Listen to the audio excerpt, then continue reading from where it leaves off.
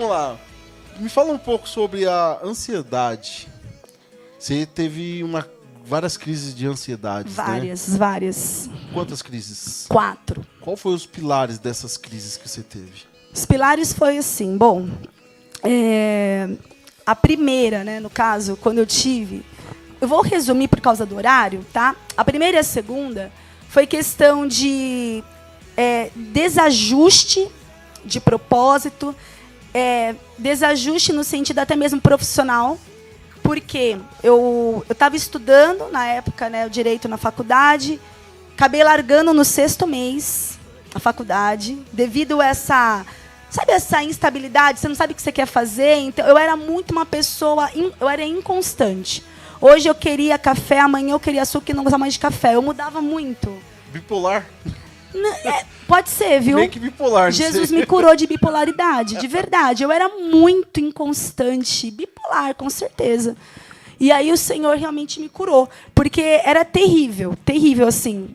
Entrei na faculdade, já entrei fazendo direito porque eu tinha perdido a data da prova, que eu estava estudando para a USP para produção editorial, que meu sonho era fazer capa de livro, na área de design. Certo. E aí minha mãe falou assim, você perdeu, você vai fazer direito. Eu falei, não. Só que aí eu comecei a estudar, eu sempre gostei de estudar. Eu falei, legal essa matéria. Aí eu comecei a gostar. Só que no 6º mês eu namorava uma pessoa antes que a minha mãe não gostava. E, gente, é sério, mãe tem um alertinha que se a mãe não gosta, é uma coisa que não vai pra frente. Como o meu marido, né? A minha mãe, assim que viu, já gostou dele. Já foi um grande sinal. Porque os outros namorados, minha mãe não gostava. Meu Deus do céu, minha mãe não gostava. Quando a mãe olha, bate o olho e fala, não é pra minha filha, esquece.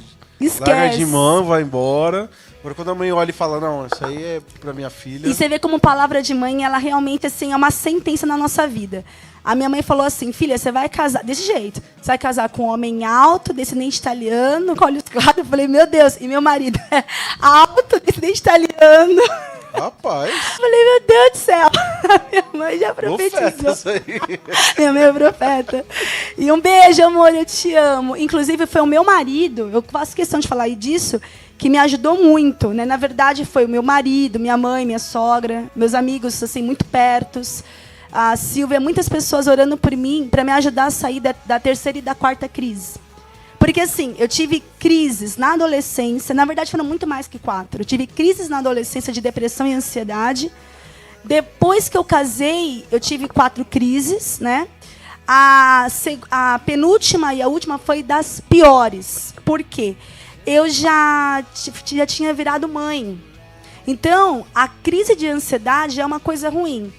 Mas logo após o parto... Aí foi, no caso, uma crise pós-parto. Com um bebê de 6 meses, Hoje eu estava falando com algumas amigas minhas.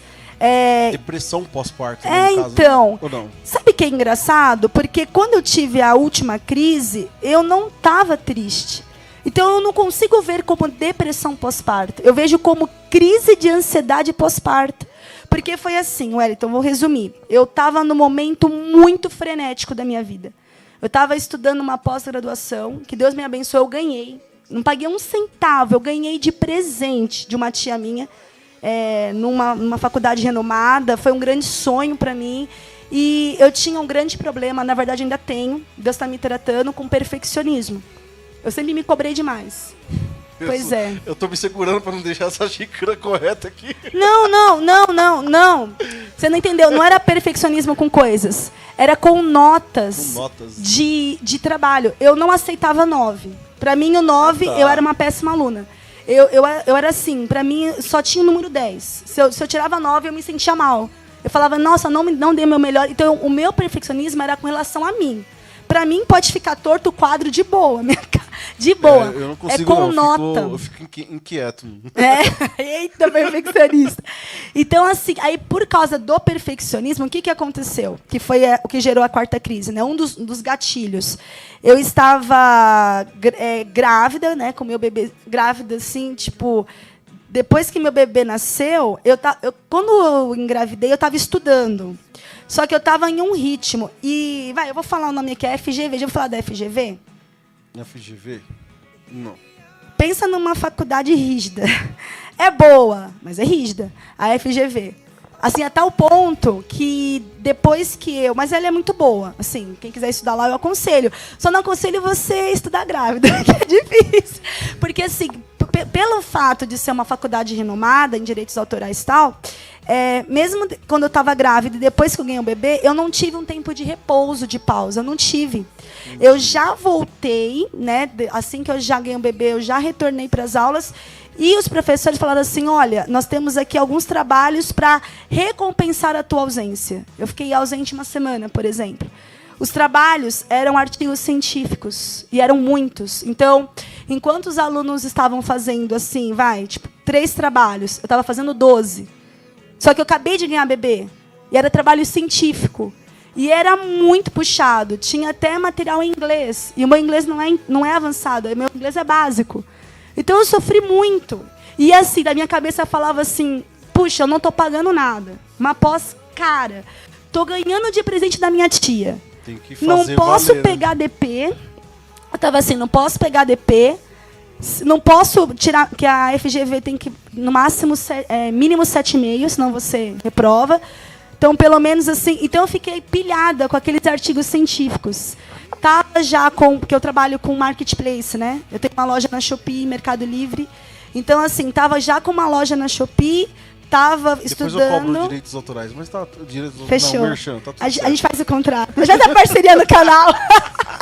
Aí tá tudo em casa. Aí eu estava assim, com a loja na Shopee, aí eu estava com os artigos científicos, a responsabilidade de esposa, de mãe recém, né, que acabou de virar mãe, mais as coisas da igreja. Então eu estava com tanta responsabilidade que eu fiquei uma semana sem dormir. Tamanha ansiedade, eu não conseguia. Meu marido, ele testemunhou isso. Eu ia dormir, eu era acometida de pensamento acelerado. Eu ia dormir, quando eu estava tentando descansar, vinha um monte de ideia na minha cabeça. Um monte.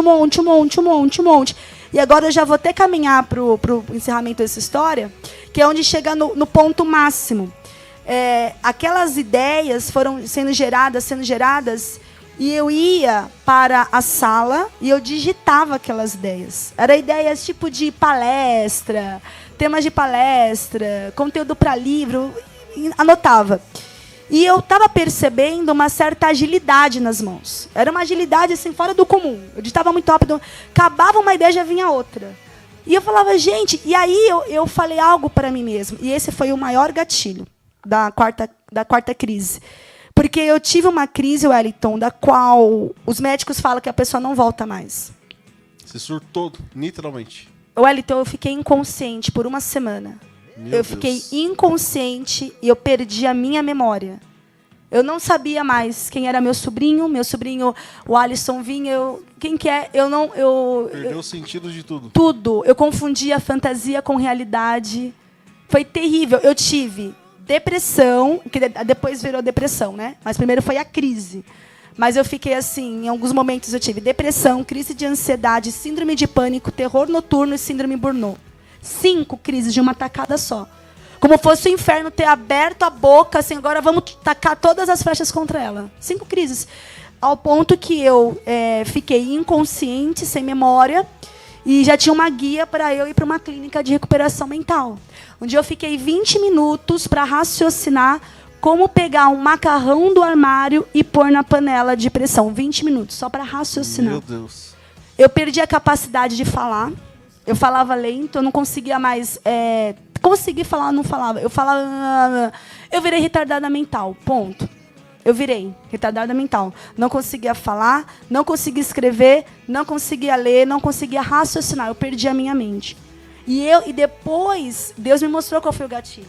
Por que eu falei dessa história que eu estava na madrugada do pensamento acelerado digitando? Quando eu estava escrevendo muitas ideias que vinham na minha cabeça, eu vi uma voz falando para mim e eu tomei aquilo como a minha verdade.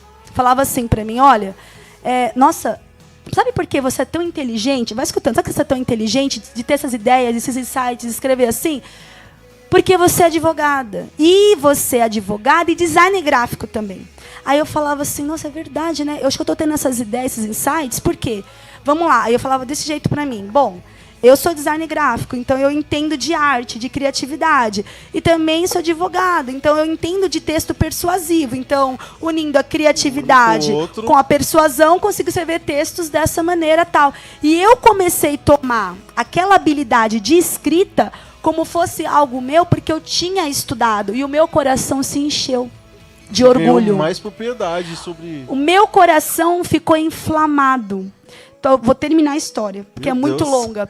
Eu vou marcar um próximo programa para você vir aqui e contar melhor essa história aí, porque é interessante. Não, essa parte é muito forte. Tanto que hoje, quando eu ministro nas igrejas, a mensagem que eu mais tenho levado hoje do evangelho é sobre o orgulho, porque o orgulho quase me matou. Verdade. O orgulho quase me matou, porque assim, ele vem de maneira sutil. Eu comecei realmente a falar, não, eu só consigo fazer isso porque eu estudei. Aí, aquilo foi a gota d'água, porque a crise de ansiedade que eu estava tendo, né? Depois eu passei por batalhas espirituais muito sérias, meu marido orando, minha mãe orando, minha sogra orando, meus pastores, muita gente orando por mim, que eu fiquei muito doente, muito mal. E aí, depois que foi assim, qual que foi o ápice para eu ser curada? Isso que eu prometi, eu falei, eu vou falar para vocês, né? O que me levou a uma cura e uma libertação definitiva? Porque, puxa, 4 crises de ansiedade, eu não queria a quinta, né? Não é fácil. Pelo amor de Deus, a quinta não dá mais. Então, assim, e esse orgulho não foi naquele momento. A raiz do orgulho foi sendo plantada já desde quando eu era muito nova. Porque eu fui crescendo em escolas que eu ouvia muito assim, nossa, porque eu sempre gostei muito de português. Eu amo português. Então, assim, eu já tive alguns reconhecimentos, assim, já desde criança. Então, foi plantando e eu não dava, assim, o crédito a Deus. Eu achava que era coisa minha. Eu sempre achava que era coisa minha, que era algo de mim. Eu não acreditava, eu não falava, não, isso aqui eu consigo fazer porque o Senhor está me dando graça, porque é uma unção, é uma capacitação. Então, eu tomava aquela habilidade para mim, porque eu estudei, porque eu era daquele jeito. E aí, para terminar da crise de ansiedade, uma bela tarde para quase noite, eu estava na sala, minha família estava lá, meu marido, minha sogra, minha mãe e tal. E aí eu comecei a ouvir um louvor da Gabriela Rocha. Eu gosto muito dela. Ela é uma grande bênção, uma adoradora assim, realmente assim, que você vê a chama queimando. E ela estava adorando ao Senhor, assim, naquela chama. E eu, com aquele diagnóstico já para poder, em breve, ir para a clínica, eu falei, não me resta mais nada. Eu não consigo, eu ia perder meu marido e meu filho. Porque a clínica que eu ia perder tudo. O estado que você estava era muito crítico, né? Então, tipo assim, a gente está correndo e não está tendo melhora, e quando a gente pensa que melhora, volta de novo esse processo todo. Eu fui para médicos neurológicos, psiquiatras, São Paulos muito bons, e nada resolvia. Tomei muito remédio. Controlado. Muita coisa. Nossa, nada. Tomava os remédios também, você ficava grog, né? Nossa, fica muito mais lento. Parasitando tudo, né? Fica levitando. É terrível. E eu jogava remédio também pela janela, que eu não queria. Dei trabalho pra minha família. Ficou doida mesmo? Aí, agora interna. Tá Irmão, se meu marido não me amasse, ele teria me largado naquele momento. Porque, nossa, como ele orou. Ele fez até um voto com Deus, assim. De o Senhor me curar, porque eu fiquei muito doente. E assim, lá naquele dia, eu ouvindo o louvor da Gabriela Rocha, eu falei, não me resta mais nada, a não ser adorar. E eu comecei a adorar ao Senhor, assim, como fosse meu último momento assim na vida. Porque eu falei, cara, do jeito que eu tô, não tenho melhora. Eu vou acabar realmente sendo internada. Não vai ter melhora para mim. E enquanto eu estava adorando, foi muito incrível, naquele momento da sala de adoração, o Espírito Santo me levou para o quarto. E lá foi minha cura, que é o que eu quero falar para vocês. Quando eu cheguei no quarto, então eu dobrei o joelho e você fez essa seguinte pergunta. Porque até aquele momento eu não tinha entendido que havia uma raiz de orgulho em mim. Eu não tinha enxergado isso. Eu sempre pensei que eu era uma pessoa humilde. E as pessoas falavam, não, você é uma pessoa humilde. Só que assim, eu também achava que eu era humilde. Mas eu não sabia que ser humilde é também você dar a glória que Deus merece, não tomar a glória dele. Verdade. Isso é humildade. Não sei se é você ter cara de humilde, mas você não reconhecer que tudo que você consegue fazer é porque é Deus. Porque se Deus tirar o teu ar, se Deus fizer isso aqui, você morre. Já era, acabou. Olha o que aconteceu com a pandemia.